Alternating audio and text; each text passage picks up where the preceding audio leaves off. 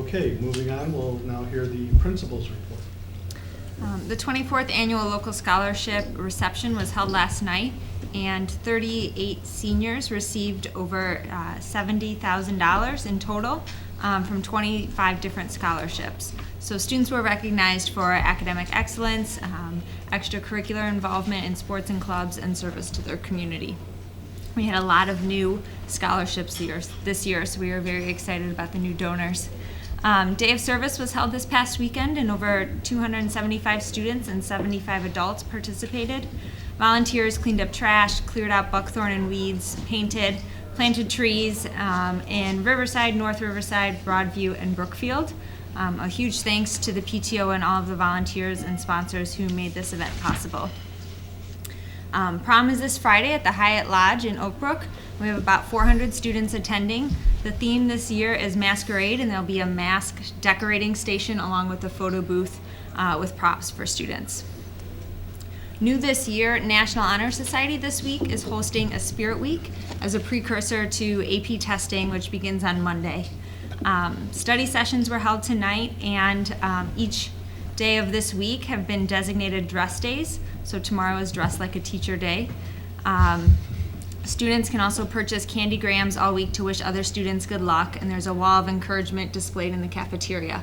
So it seems to be going really well, and we hope in some capacity we could expand this to all students next year before our standardized test day, which typically occurs in the spring.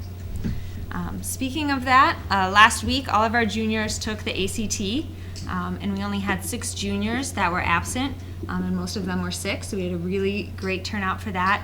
And sophomores took a practice ACT, and freshmen took a planned test. We would like to continue testing our current sophomores and freshman students in the ACT series, and then our incoming freshmen and all subsequent students will be progress monitored through the use of the SAT series. So I've provided you with a chart that's in front of you that outlines the transition over the next 4 years, and also the worst case scenario for financial implications. As you look at the chart, the classes are color coded, so you can follow a class diagonally through the chart to see how they'll be progress monitored. This isn't in the board book that you have, so that's why there's a handout for you. Thank you. As you can see, for the next 2 years, the cost of, so the first column is this year, and then you can see for the next 2 years, the cost of standardized tests will go up. However, that's contingent on a new bill that just passed the House.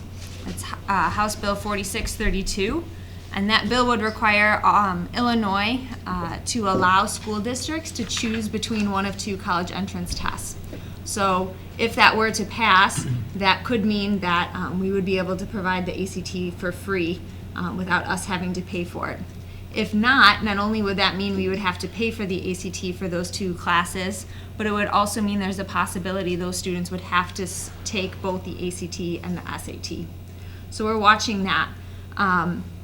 But as you can see then for the class of 2020, so our incoming freshmen, we would start the transition to the SAT series, and we would use that throughout their 4 years at RB.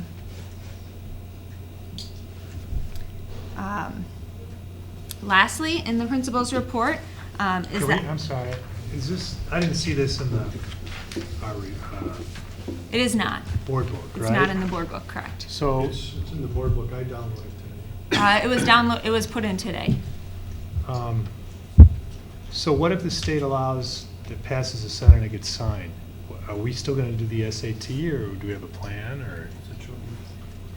If the House passes that, or if the Senate passes that, we would provide juniors with an ACT for the next 2 years, but we would transition to the SAT series because there are a lot of benefits to doing that. I talked about the online feature, for example, that allows students to track their progress and to have practice tests and to identify what specific skills they need to master to do so. And so that is our current plan. It's also significant the 8th, 9th, and 10th grade have an established PSAT.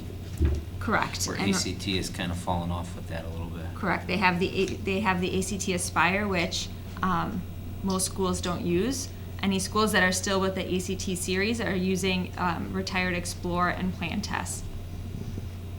So with that state bill though, would they pay for the SAT? The state bill would require Illinois to give school districts a choice between two college entrance tests, and it would be the district's choice as to which one they wanted to give. So what would be your recommendation? The first 2 years we would give the ACT, and then following that we would give the SAT.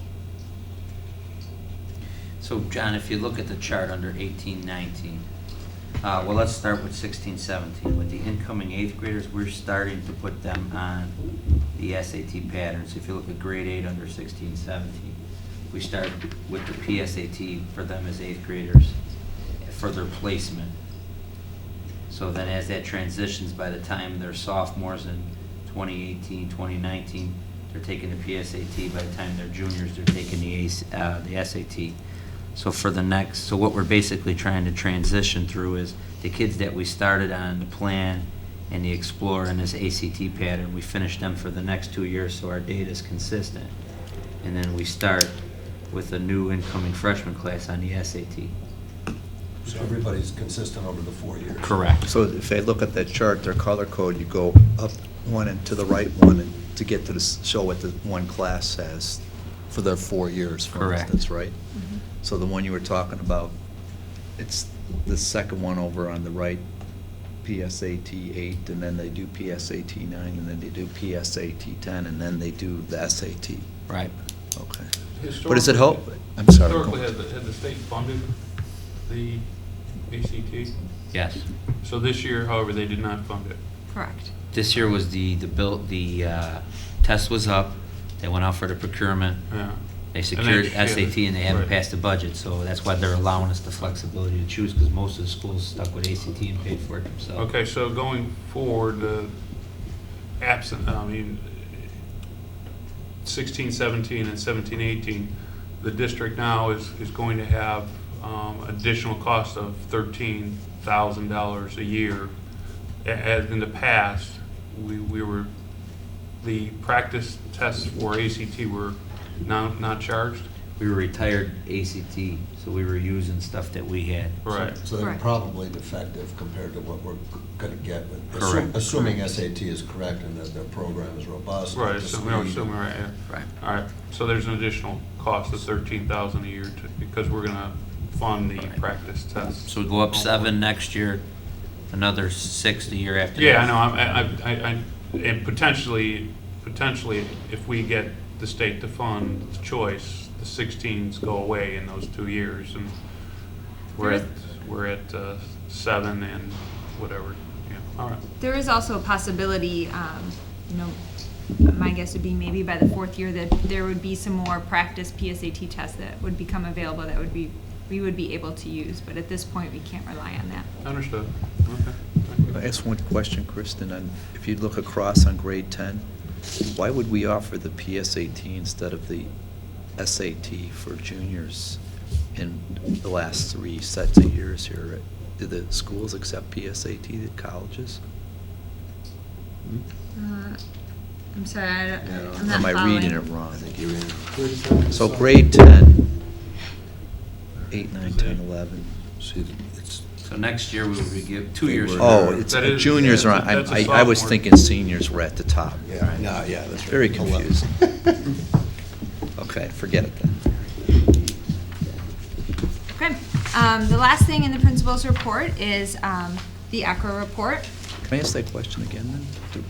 We don't require seniors to take any kind, I thought to show the growth, they have to take a test also. We do not require seniors to take a standardized test. So, State requirement is they have to take one college entrance exam before graduation. so when we're doing, how do we determine what the 4-year growth is if we don't have seniors taking tests? You tested in 8th grade? Correct, we test them in 8th grade, and then some students will try to get a better score on their ACT, so they will take the test multiple times. And so what the state has done in the past is they report out on the last test that the students take. And so that's why there's a senior report that we used for reporting out on district goals rather than the junior report. So we really don't know, we only assess their growth through their junior year as a practical Correct. matter, Correct. right? That's why the ACRA report, I don't know if you remember, That's, we were going, that's why we used the juniors, because everybody was given the junior test. okay. So the ACRA report, which I believe starts on page 6 of the board packet, is attached for you. And the purpose of this report is to compare 2015 student performance data and indicators to the state of Illinois and an ACRA benchmark. Per the board's request, this report also compares RB's performance to the top 10 public high schools as determined by the average ACT score. This does not include private or selective enrollment schools per our request to ACRA. Please note that the information in this report is limited to what's publicly available on the school report card. So as a result, it doesn't contain any advanced placement information because that information is not publicly available. I'd like to go through the report in its entirety before taking questions to try to provide a comprehensive analysis and picture of what the report provides. So on page 8 of the board packet, which is page 2 of the ACRA report, the chart provides a comparison between RB indicators from the 2015 school report card to those of the state average. The state average does not include the City of Chicago School District 299 because it's held to a different set of governance and operational structures that don't align with all of the other districts throughout Illinois. For example, selective enrollment, funding, and size of the district are just a few of the reasons why it doesn't compare to the other school districts in Illinois. So in looking at that chart, when you compare RB to the state average, you can see we're better than the state average in every category but 2, attendance and class size. Attendance is something that we have been working on and are aware of that.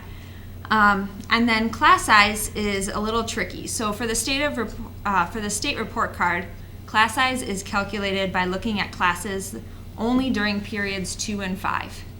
So they're taking a sample, but this sample isn't necessarily very representative of what occurs in every school district, because some schools have lunch during 5th period, some schools have more interventions during one of those. Some will have ELL classes or special education classes, and those are typically often very smaller. And so they'll bring down that average. And so it kind of just depends on the school of where classes fall for periods 2 and 5.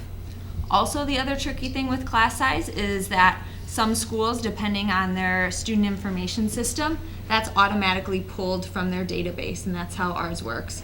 But for other schools that don't have a student information system that does that, they hand calculate that. And so that can vary from district to district as to how they report that. So that's where you're going to see some discrepancy in terms of class size and some fluctuation. And that's what you see with the state average. So the chart also compares us to what's called an ACRA benchmark. So basically, there's no perfect match to our district. And so what the ACRA benchmark is doing is creating a model district based on the characteristics of the report, which is on page 7 of the report, or of the board packet, sorry, page 1 of the ACRA report. So if you could go up, Maria. Right there. So it's based off of those characteristics.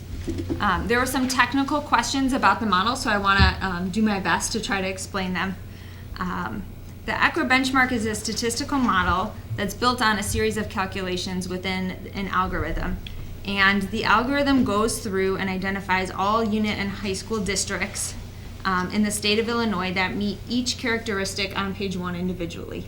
So for example, we could have 200 districts in the state of Illinois, both unit and high school, that meet our criteria for district enrollment, but maybe only 100 that meet it for low income. And so that's based off of each individual characteristic. And then all of that information is used to calculate correlations between each individual characteristic on this page and then the indicators that you see on the other page. So for example, they would go through and the algorithm would go through, and if mobility, we would assume, let's just assume it's the highest correlated with attendance, then in the algorithm, that's going to have a higher weight than some of the other characteristics. So that's kind of how the algorithm is built. Then this algorithm is used to create the ACRA benchmark. So without the ACRA benchmark, we would have a variety of different charts trying to compare us for each individual indicator, as opposed to looking at it as a whole. So it's not particularly based on a set of schools. That list of schools varies for each separate characteristic that's listed on this page. So if you go to the next page, Mary Ann. Can I ask you a question? I don't quite completely understand this. She wanted to go through the whole Whole thing thing? before we ask questions. All right, sorry. So when you look at the benchmark, RB performs better in every ACT category and college readiness. And as you can see, the blue arrows indicate that it's statistically significant. And so what that means is that there's a probability of less than 5% that the results are due to chance. So this page contains very useful information for us as a school because it shows that we're performing significantly above where we should be on the ACT for a district of our size and our characteristics, as outlined on page 1, which is something to celebrate and acknowledge the hard work of our staff and students. The chart also highlights that we need to continue to work on our attendance rate, and then that kind of goes hand in hand with our truancy rate. Those are areas in which the ACRA benchmark is showing that we need to continue to work on those. There was a question about the p-values. So the p-value is a significance level of a particular test, and you can set it at all different levels. In education, it's typically set at 0.05, which represents 5%. And so the p-value references the degree to which the results might be attributed to chance. So with the p-level set at 0.05, that results in 95% confidence that the results are due to a real effect and a probability of less than 5% that the results are due to chance. And then, so that's one piece of the report. The other piece of the report is on page 9 of the board packet. And per the board's request, indicators on the RB state report card were compared to those of the top 10 public non-selective enrollment schools. So when you keep saying non-selective, that's because the top 3 are like Walter Payton, Northside College, Prep. And those are because they're magnet and they're selective enrollment. Correct. Okay. Whitney Young. And so, this information isn't very helpful for us at the school level because each school within the chart is very different demographically in some area or another. So again, it's helpful to see kind of where we compare, but it's not very informative for us at the school level.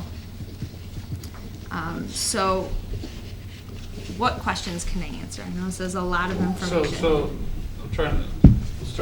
We'll start this end. Thank you. We'll move So to John next. So I'm trying to understand this. Are you saying that these factors, the factors such as freshmen on track, graduation rate, teachers with advanced degree, are factors that contribute to the score, and that's the significance, the correlation to the scores obtained?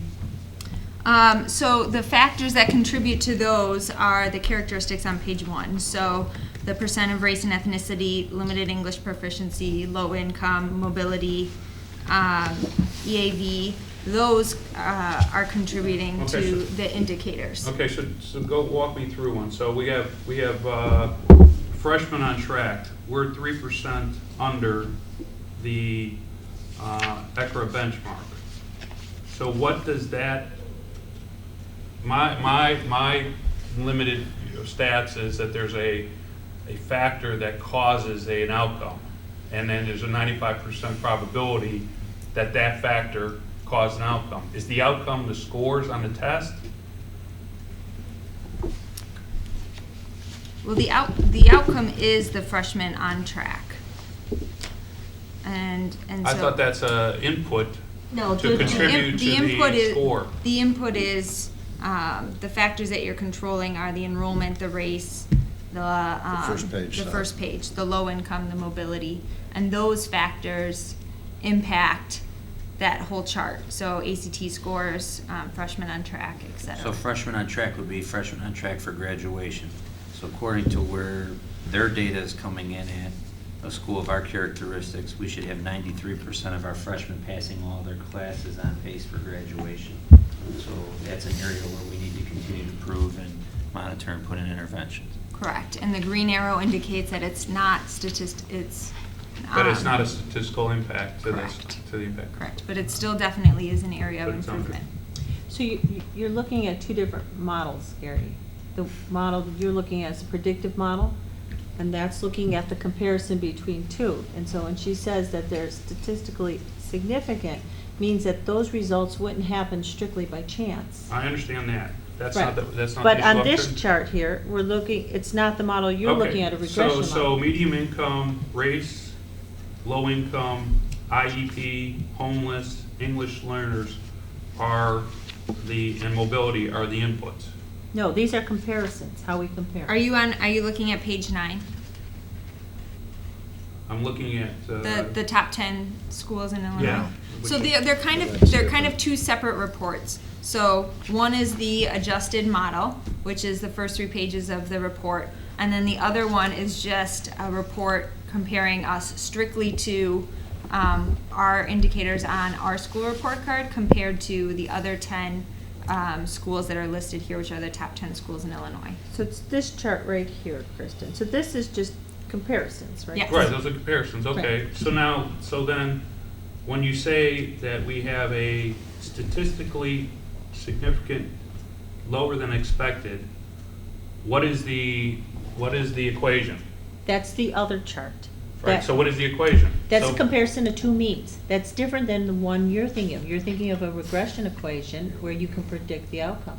But the other one is, does the mean, the average score of group A equal the average score of group B? And when they Or- say it's statistically different, it means that there's a highly unlikely that So what is those the, changes what is came the by- sum of all the ACRA benchmarks? How does that come about?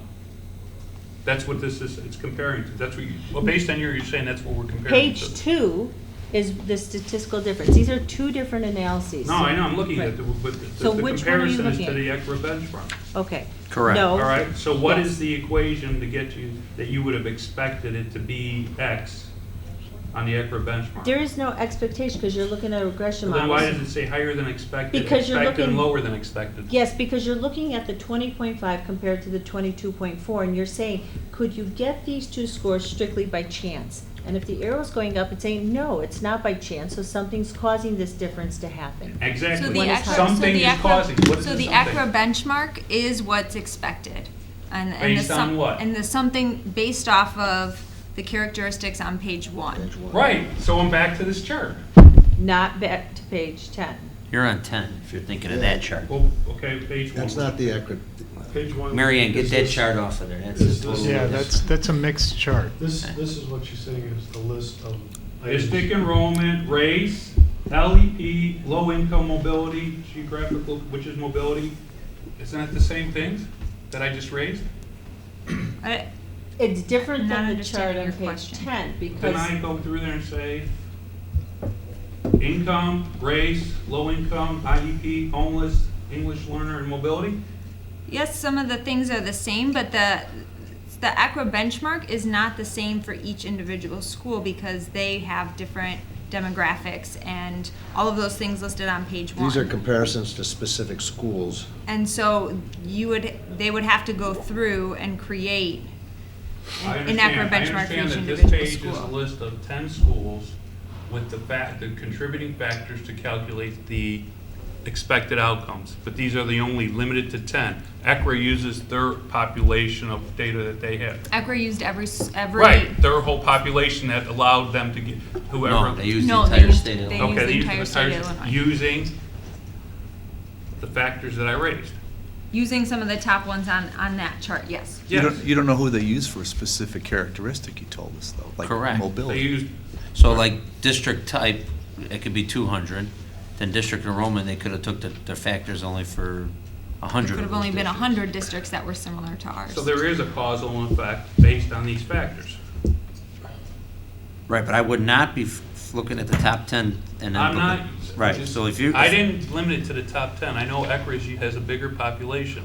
I asked the question, what were the inputs that, to come up with the expected outcome of these ACT scores by, and they're coming through, and I said, is it medium income, is it race, is it low income, is it IEP, is it homeless, is it English learner mobility? And that to me is those factors. Right, but Right. we don't have the test that can give us what the particular influence of each of those factors are. That I would be know, we don't different have the actual regression equation. I understand that, Laura. But yes. I asked the question, the general question. I didn't ask to see what the actual A value is. Well, you're asking what the impact or the effect is. Right now, all But we you know came is and said there's there was no causal effect, and I'm saying because there we is. don't have that analysis. All we know is I that know there's a that, Laura. difference. I asked the question, what were the impact? And so they could follow up on that, but all we know right now is that there's a difference, and we don't know which of those factors creates a greater impact, because we just don't have that analysis. But in front of Gary, I us. think I understand.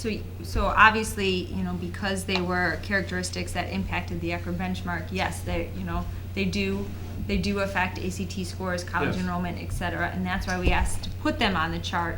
But I think they're separate from the other page, which is where my confusion came in. I understand. All right. Okay, moving along, John. Okay, I'm going to beat this horse again. Page 1.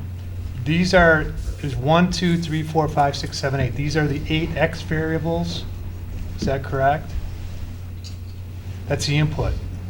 So ACRA takes this and somehow takes a subset depending on the district. So district type. So it has to be a single high school district. So that chops it down to whatever. From 800, it's down to 100 or 200? Okay, then district enrollment, what's the cutoff that they use in our class? What would that be, do you know? I don't know the specific window that they use. So maybe, 1,000 to 2,000, we're guessing? So that's gonna cut it down even more. Right. But Right. but it doesn't cut it down from that original group They of take district type. It goes then and it looks at, every time it jumps to a new characteristic, Right. it looks at every single district in the state of Illinois. And pulls out the ones with similar populations. Then it takes the whole population and pulls out the ones with similar race, ethnicity. Because otherwise, by the end of it, you would have nothing. Yeah, You'd Well, have You'd us. have like one or You'd two have us. schools. You'd have us. Well, that's- Request when you're done. I'm gonna ask another question. Okay, all right, so it's not like we're just scaling this down to, have 10 schools left that we're compared to. They're using whatever relationship for every school, given this X factor. So then they do a correlation analysis, and then you're predicting the Y factors, which are what we see on this page 2, correct? Yeah, they do Average the, ACT score, college ready cut for, whatever, like 10 of them, 12? They don't do a correlation analysis. They do an ANOVA. Okay, hold on, you're getting too advanced for me. But, I mean, they're not. But wait, just let me finish this, Laura. I know you're an expert. So you've got an X and then you've got the Y. These are the Y variables, like 12 of them. And they're doing it's not really a causation analysis, No. it's a correlation. No, it's not. it's not. They just look at the correlations to determine which variables should be weighted more in their algorithm. So it's just a correlation. It's not a correlation. Because that's a different question. Well, then what is it? It's a comparison. Does group A equal group B? Okay, Pointing out for us places to, no, look, Okay, we so- have an obligation to understand what's going on here. Right. And I should be able to understand it. So Gary, you wanna, Well, no, I want to go back to this model here that's comparing to ACRA.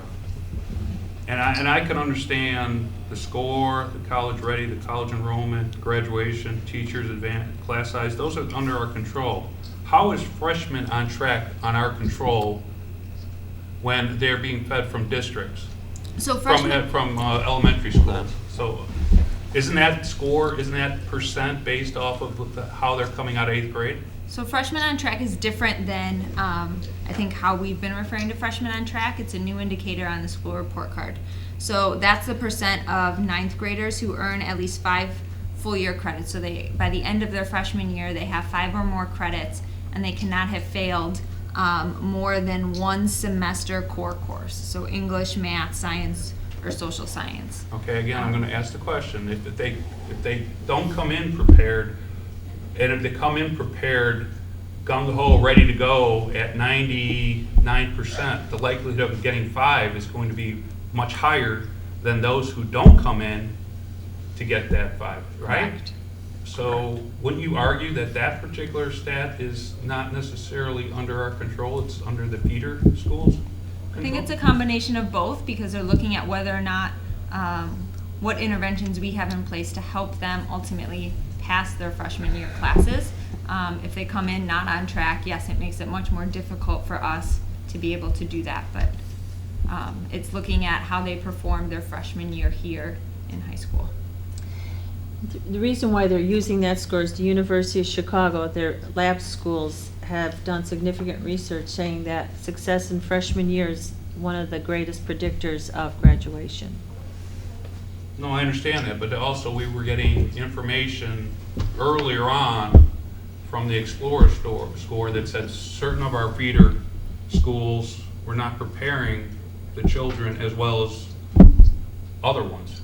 Correct, so And as, doesn't that hurt, isn't that part of the reason why we're at 90, not 93? Correct, so it makes it Right. more challenging for us to Right, have a makes it higher more score. challenging for us, so right. one of our interventions could be expanding into the elementary districts at a sooner rate, or working with them to see this data that we need to work to get the kids better prepared before they get here. Right. And we're not a unit district, so we can't impose on our feeder schools. But information is powerful, Laura. We can share, but I'm kind of curious where you're going with this, Gary. Well, I mean, if certain feeder schools aren't preparing their kids for high school, maybe there should be information out there to say that. You've got no argument from me, Gary, but getting back to this. I mean, this is sort of a black box, and I think everyone should be able to, the public should be able to read something on 2 pieces of paper that says, this is the input, this is the output. I think it's more, I appreciate this presentation, but, I mean, if Gary and I are both having a hard time with this, then there's something wrong. You didn't get all the way down the table yet, though. Well, I'm just saying, I'm trying to look at the big picture here, No, what's Janet. happening. So another way to maybe explain it is that the characteristics on page 1 are all inputs. It's just that when you look at, for example, college enrollment, some of those are going to be weighted heavier than others in the model due to the correlation that they have from looking at the specific data. But they're all being considered as inputs. Wait, I thought towards that. college enrollment's the output, or the predictor. It is, and so So- all of the inputs are all of the characteristics, but some of those characteristics on page 1 are weighted more than others depending on the correlation that it has with college ready or college enrollment. Okay, so whatever the black box is going to spit out the prediction here, and you said it's not a correlation. It's not a prediction, right. It's a So when you do your tables and your studies, and like if you have 2 interventions and you want to know if intervention is working in one group compared to the other, that's the kind of study it is. So it's looking at how well one group did opposed to the other. And here we're measuring it based on their inherent kind of characteristics, as Gary said, depending on what they're coming in with. So coming in with their race, ethnicity, their income, their mobility, that's going to influence. That's an inherent quality that they're going to have a score. Each student's going to have a score, and that's going to influence how well they do. Well, Laura, because the concern I have is that, 6 months ago or a year ago, we presented the ACT Explorer to ACT, the growth, and we show that as a high school, we're able to get these kids to grow from Explorer to ACT way above average, right? And so that's, you can see that based on this expected outcomes, right? Compared to the ACRA data. But if we always have an anchor coming in to the school, it's always going to be a difficult scenario to get that ACT score up to that 25, 26 range if we're always have kids coming in with anchors. And so what I'm trying to understand is and I look at this and I see that one line that says freshman readiness, and my concern is the other ones I can see as a board. Yeah, we can do some of these things if there's true an impact to those scores. But the one thing we can't do is to bring these 8th graders in any more college ready. Whether they come from our feeders or they transfer in from other areas. Yeah, the transfers are not the majority of where we get our kids from. Well, we can start to talk about offering summer school for our 8th graders at the high school, pre-prep like we do the the AP classes, to speak to Gary. Or we could even talk to our feeder schools, could we have enrichment courses in the summer here for our middle school students when they're in 7th grade and 8th grade, so they could take a pre-algebra here? And could we do something like that? Would we be able to afford something like that, so that, Gary, we start to address this freshman on track and close that gap? Kristen, this chart will look completely different next year. A good chunk of it, because it will be based off of the class of 15-16 then, correct? Correct. And all the variables for the 200 or 400 schools that release their state report card information will also change. Correct, and our demographics could change in one direction or another as well, slightly. And we're at, right now, that was our highest performing senior class. So we're not sure where our current, well, we know we have an idea where our current senior class will come in, but it won't be as high as 23.3. So then we could possibly be not meeting or lower than expected in some of these areas, correct? Correct. All right, I want to go to the other end of the spectrum over here and start with Tim and move this way. I'm not going to try to go into all of it. I'll just say a couple things. And Kristen, I think you're doing a good job explaining this to the extent we can, but it's way too complicated. And this is what I expected when I thought we were hiring ACRA for $35,000 a year. I know that you're using them for the individualized, but at least I was under the impression we were going to get something that was easy to understand, that we could let the community know about. And you got some pretty smart people over here who have no clue on what they're doing. It's like a secret formula that we're not supposed to know about, but trust us. And so I'm just going to try asking one question or two questions on it from what Gary was trying to get at. So if I use a simple one, geographic location, Chicagoland, because the state report card breaks all the schools into geographic locations. So what I still don't understand, do they only, because I don't, for the whole analysis, do they only use like Chicagoland? Or do they say, for this one, we're going to use Chicagoland, for this one, we're going to use the Springfield area, for this one, we'll use the Quad City area? I just don't understand how they are choosing these in general versus what they're providing as the results to us. So, if you look at the one right above it, percentage mobility, let's say there's 50 districts that match ours, and then you look at the geographic hold on, location. What is ours? So it's on our state Percent report mobility, card. it's right here. So it's our state report card, which is 3%. So for that one, they only pick people with 3% exactly. Well, And or into a there's, range. I'm assuming there's a range, but I don't know what it is. And That's I'm my assuming- point. It seems like it'd be easy to say, percent mobility, we chose a range from 2.5 to 3.5, or 2.8 to whatever, 3.2. That doesn't seem that complicated to me. And then we're starting to get where a simple person like me, who's not a statistician, has some idea what the heck is going on here. Are they worried that this is proprietary or what? How is that That's part- proprietary? I think that's part of it. And not necessarily the range, but the algorithm that's behind it would be my assumption. Believe me, if we have to get into the algorithm, we're losing it. But at least at the high level, okay, what's the range they're using? What's the range in any of them that they're using? I can contact them and get the ranges. But so then, to go back. I want you to use Chicagoland, I mean, the geographic and not the other one, because it seems to me the range for mobility wouldn't change no matter which you're using that. But the question is, do they change the range for the geographic dependent upon which factors the algorithm is calculating? Or is it only Chicagoland schools? They don't use Chicago. So.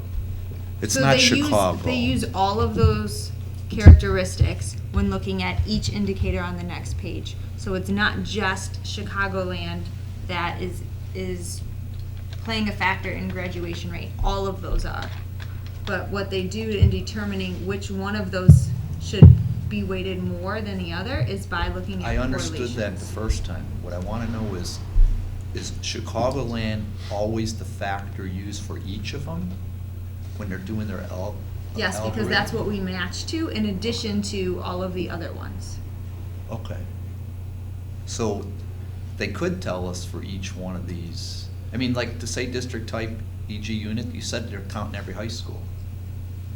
Oh, the whole set we're being compared out is every school district that has a high school, whether it's a unit or what do we call the other one, consolidated, right? And then district enrollment, they would look to find districts that match similar to our 1635. And again, what's the range? Mhm. And there's only so many schools in that range, right? So if let's use that as example. Let's just use mobility and district enrollment. Is the range for district enrollment and the whole algorithm the same?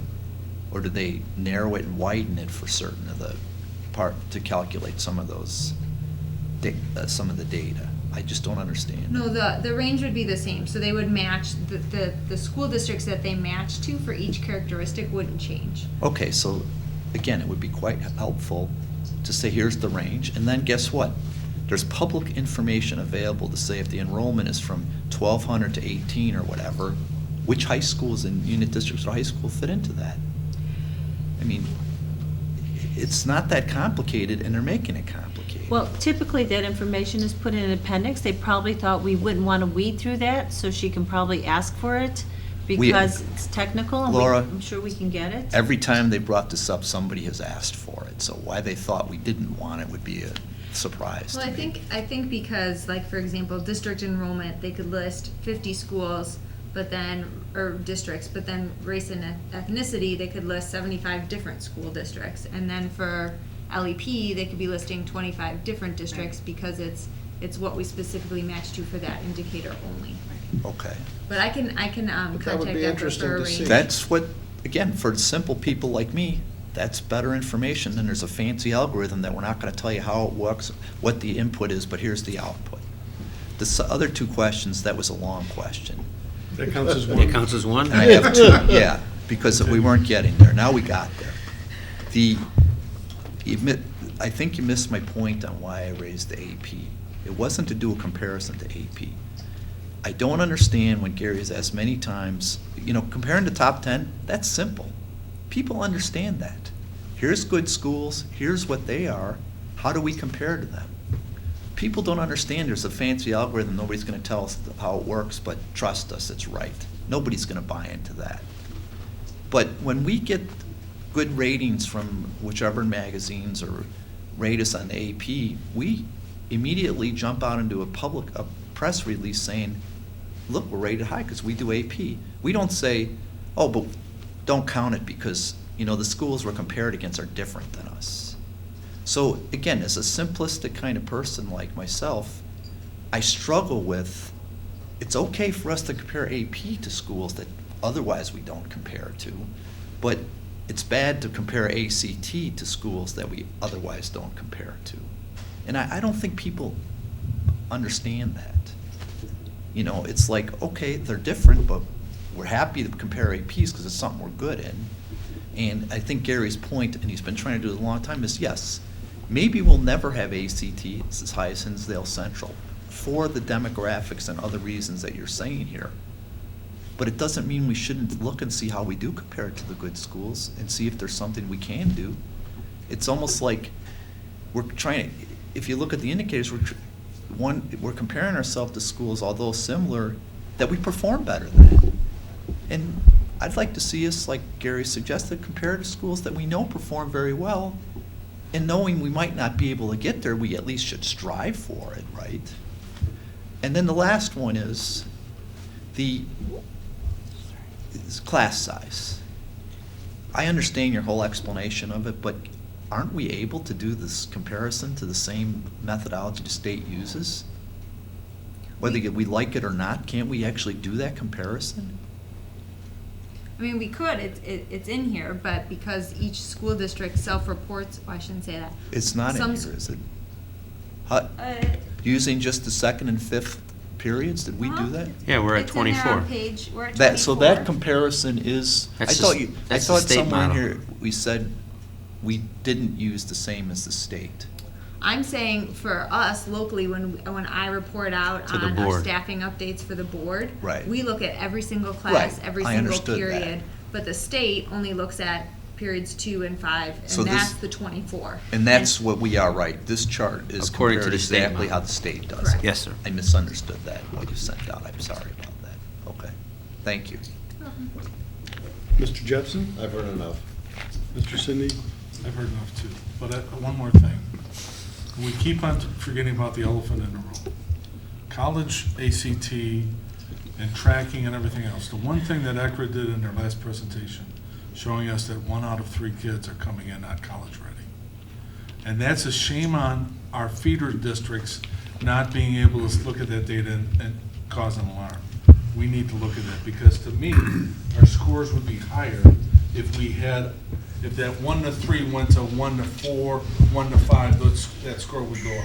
It's not going up. Well, and you know, Matt, in a perfect world, we would compare ourselves, be able to, with a perfect algorithm, compare ourselves to Hinsdale Central and say they're 5 points higher and these are the reasons why. But we're not there yet. No, but I'm just saying right now, my key No, thing I'm not is that- disagreeing with you. Yeah. I And did we, make- and we need to be able to either enlighten the public why we're lower, and being able to say this is, and being able to offer the assistance to help that score go up. Because right now, we blew over it a little bit, saying, okay, what it is. People need to know, when their kids come in here, why they're not scoring higher. Kristen, I'll give you the last word. Well, can I just say one thing and then we'll let Kristen? Did you not? Okay. No.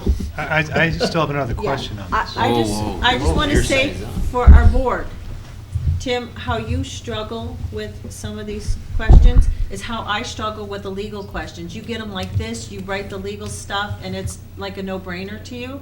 But because I'm not an attorney and haven't done it for 30 years, I have to read things several times and really wrap my mind around it. And Gary, like you struggle, or you ask questions here and you say it's not so simple, just like you get the budget things really quick, because that's what you've done for 30 years, and it's like a no-brainer, and it's real clear, and we say, how do you come to those numbers? And so you have to take that into account, that you have expertise in some areas, and you have to be willing to work with a little bit and open your mind a little bit, because I struggle like you struggle now with all the legal things and the budget things, and I have to work on those. I don't just right away dismiss them and say, why are we doing them? That's all I'm saying. Here's the overall problem I have with this. All right? We're not gonna pick the district school up and move it to, next to Adlai Stevenson, okay? We're not gonna have a demographic change. These are inputs that we don't have any control over. What I would have liked to have seen was analysis that said these input factors that you do have control over have impact. What impact do they have on your ACT scores, and how important are they? So for example, there was a presentation here given about class sizes and what class sizes and the ACT score. I ran a regression analysis on it, and you know what the P factor was? Negative 0.03. No correlation whatsoever on that data that was presented to us. All right? But what I'm trying to get at is what input factors that we as a board have control over that we can impact those ACT scores immediately. That was my point, Gary. Right. And what we just got here can't. We don't have any control picking this school up and moving it to where low income is 0 and X and X and X factors. These factors are out of our control. Well, and those are new questions, and so then we we move from here and we start to say, what are the factors that influence grades? It's time spent on reading. We had a presentation here, and the more time students are spent on reading. It's parent expectation. That's not what we asked ACRA to do. We asked Well- ACRA to do, give us inputs that we can have control over, that would help us in our decision-making. But if you want to know what impacts college graduation, there's a plethora of research. And maybe that feeder shows schools us. bringing in kids that are college ready, or better college ready too. Well, it comes from the home. Do we have data talking about the expectation of the home? And There's maybe that's why we research- need to get information out there. So we have done that. All the feeder schools, superintendents and principals were given the ACRA data that specifically broke out how their students are coming in prepared and how they're scoring on the ACT. And so they all have that. They're aware that this board has been talking about it, and I am to assume that they're sharing that with their board so they can say, hey, what do we have to do different so that our kids, when they get to RB, can score higher on the ACT. That step has been taken. We've spent a lot of time with ACRA working on these two reports for the board, and after doing this, hindsight being 2020, I think I've heard all of you say that this wasn't too helpful. And we've been trying to kind of share that with you a little bit in that, like, we're having ACRA run a report now on every single kid that's taken the CAP class.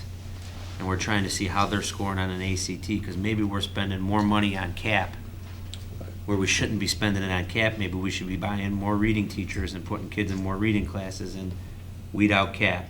Another one we're looking at is going to be academic support, correct? So we're taking every kid that's taken academic support compared to just a regular study hall or 7 classes and seeing where they've scored on the ACT and saying, man, every kid that did, and I'm not sure how this data is going to come out, but the intent would be every kid that took academic support scored a point higher on the ACT. Maybe we got to require spend more money, do academic support for every freshman, so that's the kind of statistical analysis we're trying to use at the building level with program interventions and some of those things. So maybe that's where we need to start reporting out to you what we're hearing. Well, hold on a second. I read the contract with ACRA again over the weekend, because I'm like, am I missing the point? When they sold us why they're worth $35,000 a year, they told us they were going to do both for us. They were going to get this individual detail you needed, which you seem to be happy with, and they were going to give us high level that Gary's asking for, John's asking for, and I'm asking, so that we could use it at the board level and to report out to the community. Apparently, they're able to do the detail thing, but they got to do some more work and get what we asked for and provide it to us. Otherwise, they should cut their fee and say they're not doing that, and we won't ask for it. I shouldn't be looking at you, Kristen. You weren't really, I should be looking at Kevin, but the point is, they sold us on something, and like everything, we expect delivery. Or we expect a credit or a refund or something if they can't do it.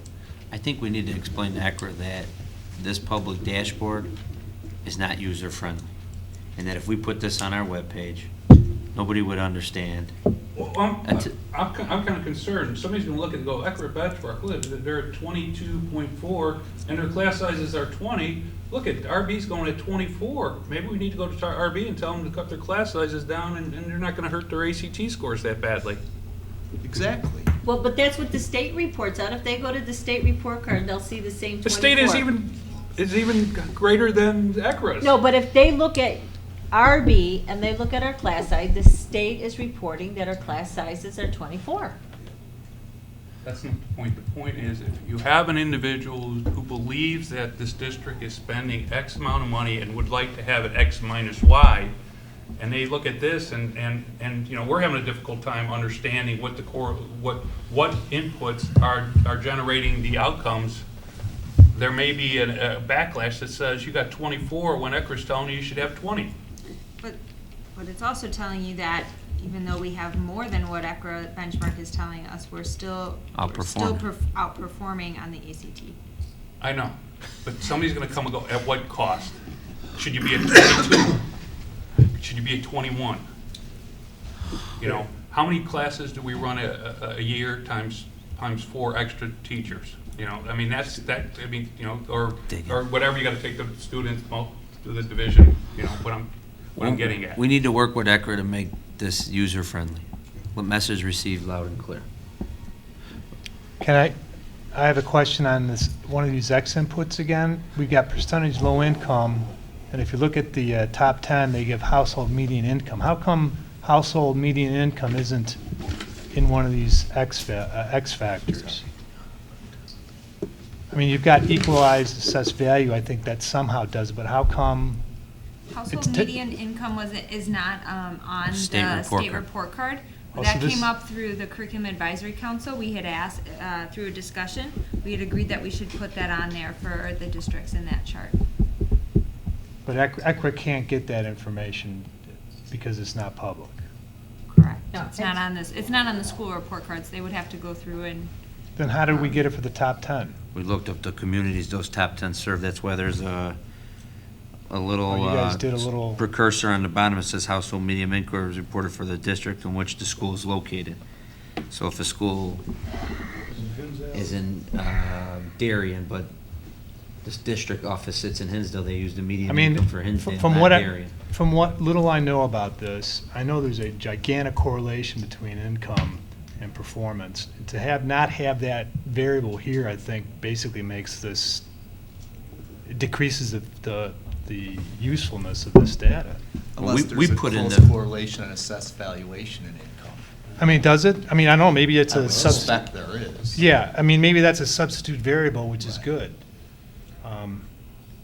Okay, so maybe you could But ask that question about EAV to ACRA.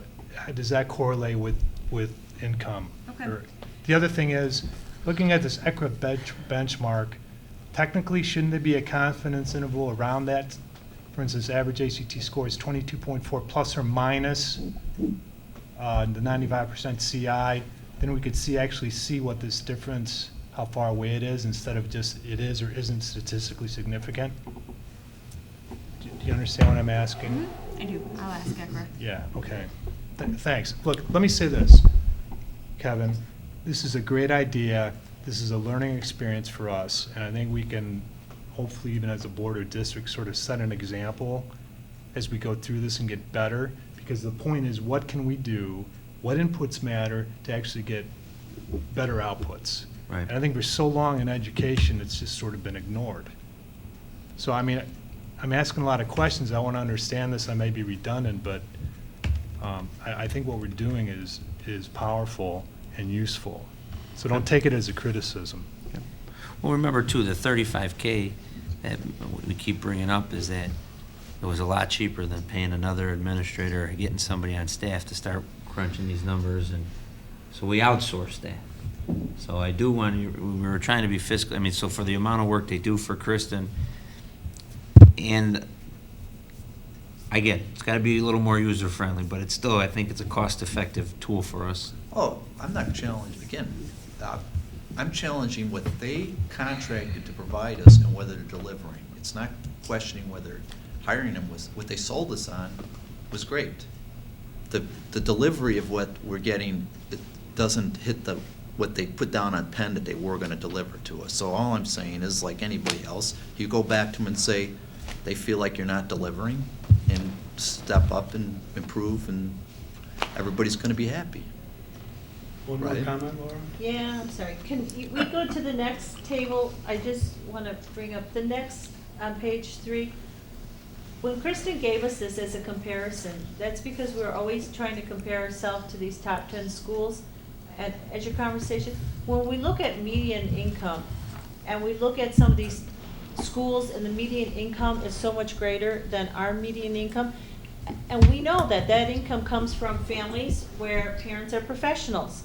And nobody has to be a rocket scientist to know if you have 2 parents who are attorneys or 2 parents who are doctors, there's going to be a strong influence in how well the kids do in school.